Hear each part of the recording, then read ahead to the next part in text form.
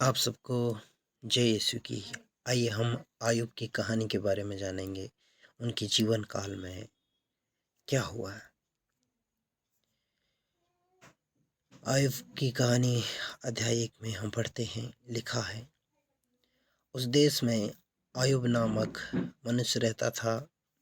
वह निर्दोष और निष्कपट था, ईश्वर पर श्रद्धा रखता और बुराई से दूर रहता था। उसके 7 पुत्र और 3 पुत्रियां थीं। उसके पास 7,000 भेड़ें, 3,000 ऊँट, 500 जोड़ी बैल, 500 गधियाँ और बहुत से नौकर चाकर थे। वह समस्त पूर्वी देशों के लोगों में सबसे बड़ा था। उसके पुत्र बारी बारी से अपने यहाँ भोज का प्रबंध किया करते और अपनी तीनों बहनों को भी अपने साथ खाने पीने के लिए निमंत्रित किया करते थे।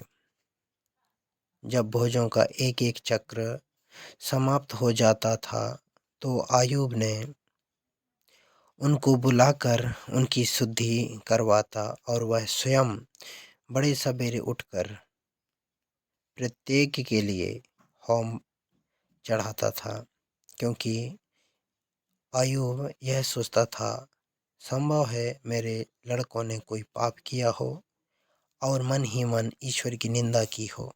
इसलिए आयूब हर बार ऐसा किया करता था। एक दिन ऐसा हुआ कि स्वर्गदूत प्रभु के सामने उपस्थित हुए और शैतान भी उनमें सम्मिलित हो गया। प्रभु ने शैतान से कहा, तुम कहाँ से आए हो?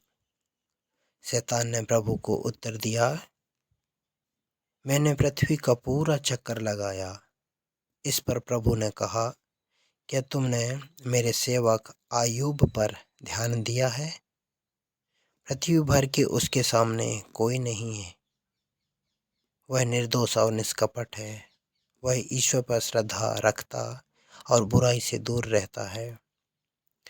शैतान ने प्रभु से कहा, क्या आयूब यूं ही ईश्वर पर श्रद्धा रखता है?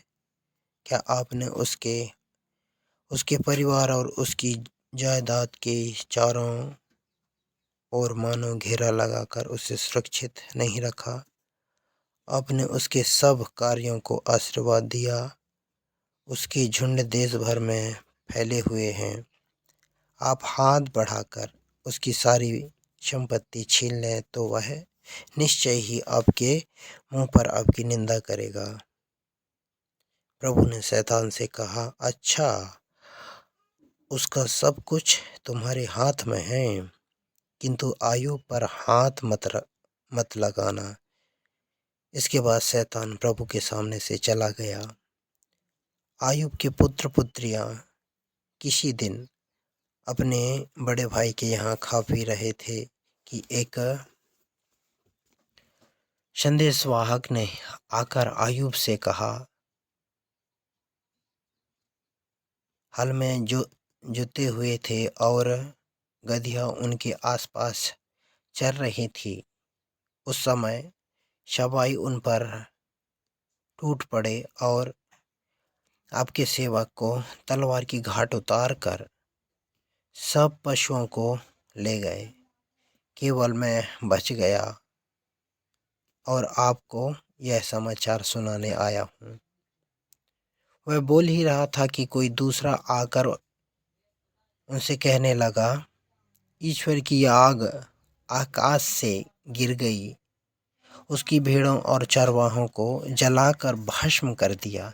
केवल मैं बच गया और आपको यह समाचार सुनाने आया हूँ। वह बोल रहा था कि एक और अंदर आया और कहने लगा, खलदेई 3 दल बनकर ऊंटों पर टूट पड़े और आपके नौकरों को तलवार की घाट उतार कर पशुओं को ले गए। केवल मैं बच गया और आपको यह समाचार सुनाने आया हूँ।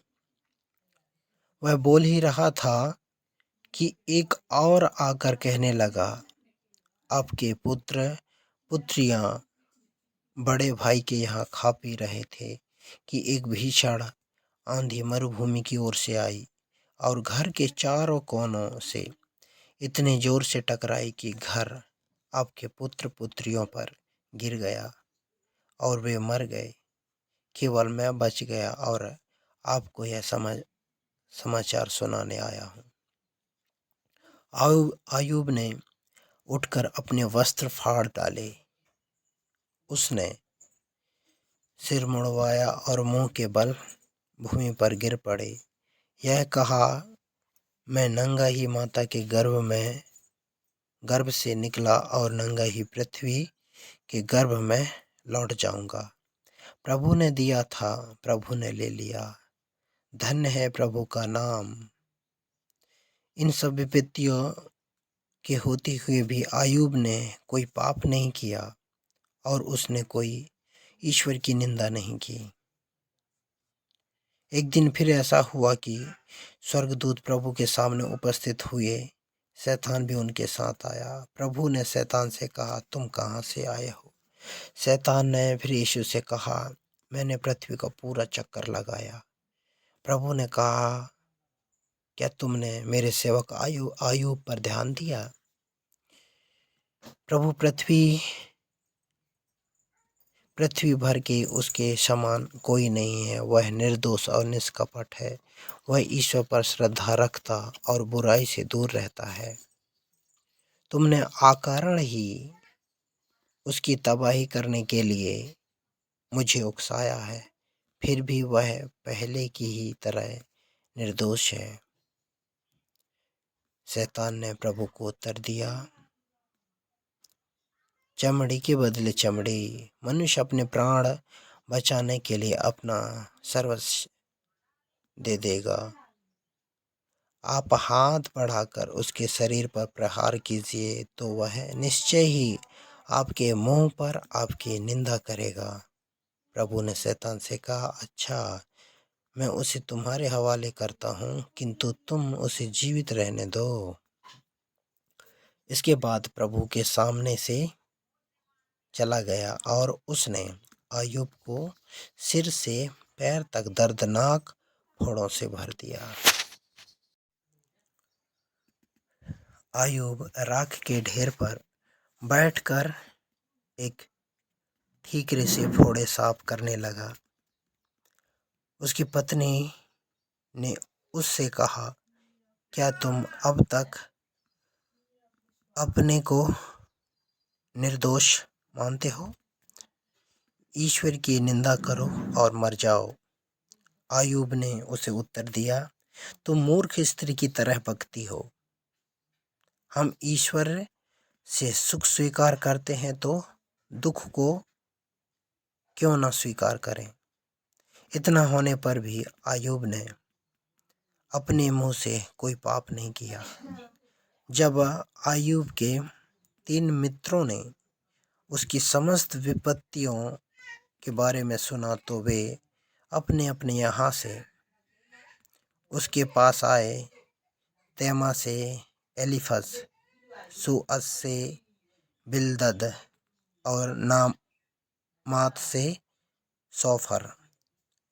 उन्होंने मिलकर संवेदना प्रकट करने और सांत्वना देने के लिए उनके पास जाने का निश्चय किया।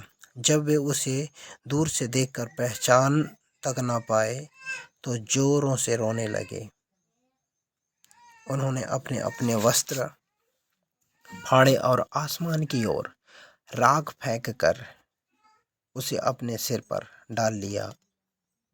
वे उसके पास 7 दिन और 7 रात जमीन पर बैठे रहे। उनमें कोई भी उससे एक शब्द तक न बोल सका, क्योंकि उन्होंने अनुभव किया कि उसका दुख अपार है। जब प्रभु आयूब से यह सब कह चुका तो उसने तेमानी एलीफज से कहा, मैं तुम पर और तुम्हारे साथियों पर क्रुद्ध हुआ, क्योंकि तुम लोगों ने मेरे सेवक आयूब की तरह मेरे विषय में सच नहीं कहा। इसलिए अब 7 बछड़े और 7 मेढ़े लेकर मेरे सेवक आयूब के पास जाओ, अपने लिए होम बलि चढ़ाओ और मेरा सेवक आयूब तुम्हारे लिए प्रार्थना करेगा। मैं उसकी प्रार्थना स्वीकार करूंगा। तुम्हारी मूर्खता के अनुसार तुम्हारे साथ व्यवहार नहीं करूंगा। यद्यपि तुम लोगों ने मेरे सेवक आयूब की तरह मेरे विषय में सच नहीं कहा। तेमानी, एलीफज, सूही, बिल्दद और नामाती शोफर ने प्रभु की आज्ञा का पालन किया। प्रभु ने आयूब की प्रार्थना स्वीकार की।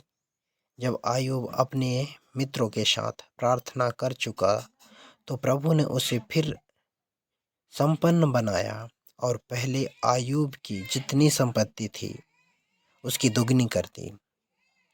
तब उसके सब भाई बहन और उसके सब पूर्व परिचित उससे मिलने आए और उन्होंने उसके यहाँ उसके साथ भोजन किया।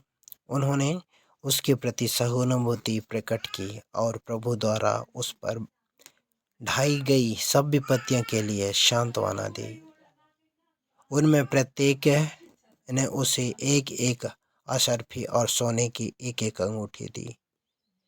प्रभु ने आयूब के पहले दिनों की अपेक्षा उसके पिछले दिनों को अधिक आशीर्वाद दिया। उसके पास 14,000 भेड़ें, 6,000 ऊंट, बैलों की 1,000 जोड़ियां और 1,000 गधियां थीं। उसके 7 पुत्र उत्पन्न हुए और 3 पुत्रियां। उसने पहली का नाम यमीमा रखा, दूसरी का कसिया और तीसरी का केरने हुप्पूक। देश भर में ऐसी स्त्रियां नहीं मिली जो आयूब की पुत्रियों के समान सुंदर हों। आयूब ने उन्हें उनके भाइयों के साथ विरासत का भाग दिया। इसके बाद आयूब 140 वर्ष जीवित रहा। अपने पुत्र पौत्रों की 4 पीढ़ियां देखी और बहुत बड़ी उम्र में इस संसार से आयूब का विदा हुआ। ये थी आयूब की कहानी। आयूब के जीवन में इस तरह की घटना हुआ। उसके पास इतनी संपत्ति थी, इसके बाद भी उसने कभी घमंड नहीं किया अपना। उसकी संपत्ति का चकनाचूर होने के बावजूद भी वह ईश्वर से प्रेम और श्रद्धा रखा। ये सारी चीज होने के बावजूद भी उन्होंने इतना हिम्मत रखा, इतना विश्वास किया। उन्होंने कभी ईश्वर के प्रति बुराई नहीं की। अंत में फिर प्रभु ने उसे फिर से जितनी संपत्ति उससे दुगना उनको लौटा दिया। तो ये है प्रभु यीशु की चमत्कार। परीक्षा लेने के बावजूद भी परमेश्वर हमसे हमारा दिल नहीं तोड़ता, बल्कि वो अपना इच्छा पूरी करता है। आइए, तो मैं चाहता हूँ कि इन वचनों के द्वारा, इस कहानी के द्वारा आप लोगों को बहुत आशीष मिले। धन्यवाद।